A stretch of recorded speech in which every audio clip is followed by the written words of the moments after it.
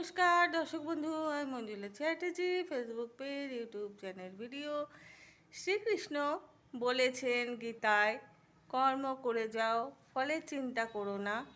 ফল আমি ঠিক বিবেচনা করে দেব, তোমরা নিজেরা নিজেদের কর্ম করে যাও। তো আমরা কি হয়, সবসময় আমরা বাসনায় লিপ্ত হয়ে থাকি। ঠাকুরের সাথে আমরা গিভ অ্যান্ড টেক পলিসি করি।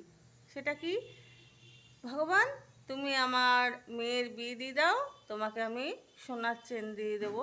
ভগবান তুমি আমার ছেলের চাকরি পাইয়ে দাও, আমি তোমাকে হীরের আংটি করে দেবো।